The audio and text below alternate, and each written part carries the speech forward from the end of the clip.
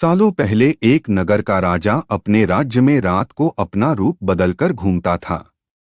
वो रूप बदलने के बाद लोगों से मिलकर अपने यानी राजा के बारे में जानने की कोशिश करता और उनकी समस्याओं को समझता था। एक रात जब वह नगर घूमकर आया तो अचानक जोर से बारिश होने लगी।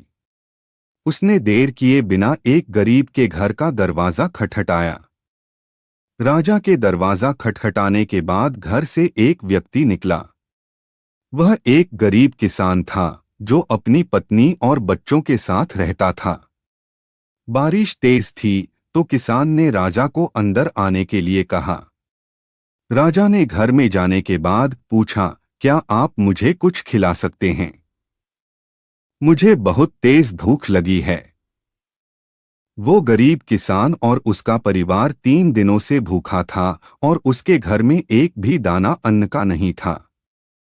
किसान के मन में हुआ कि भले ही हम भूखे हैं, लेकिन अपने अतिथि को यूं भूखा नहीं रख सकते।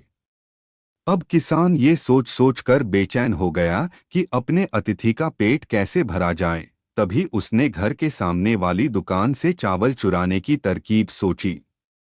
उसने सिर्फ अतिथि के लिए ही 2 मुट्ठी चावल लिया और उसे पकाकर राजा को खिला दिया।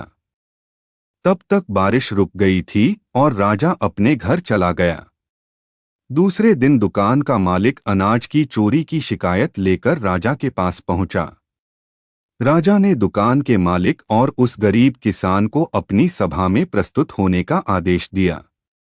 सबसे पहले सभा में पहुंचे किसान ने राजा के सामने जाकर अपनी चोरी का इल्जाम कबूल कर लिया और बीती हुई रात की पूरी बात राजा को बता दी। किसान राजा से कहता है कि मैंने चोरी की, लेकिन मेरे परिवार ने उस अनाज का एक निवाला भी नहीं खाया।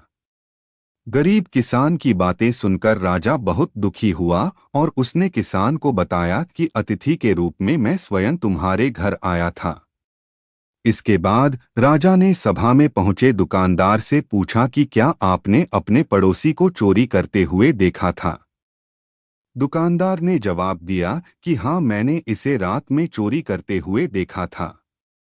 दुकानदार की बात सुनने के बाद राजा कहता है कि इस चोरी के लिए मैं पहले जिम्मेदार हूं और फिर दूसरा तुम हो, क्योंकि तुमने अपने पड़ोसी को अनाज की चोरी करते हुए देखा, मगर कभी उसके भूखे परिवार को नहीं देखा। तुम अपने पड़ोसी होने का धर्म बिल्कुल निभा नहीं पाए।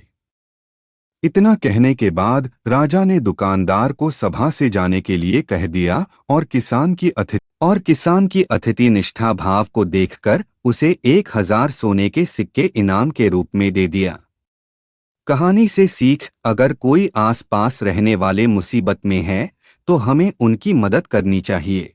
ये कहानी आपको अच्छी लगी हो, आपके दिल को छुआ हो तो इस वीडियो को लाइक करके चैनल को सब्सक्राइब जरूर करें। हर तरह की कहानी सुनने के लिए धन्यवाद।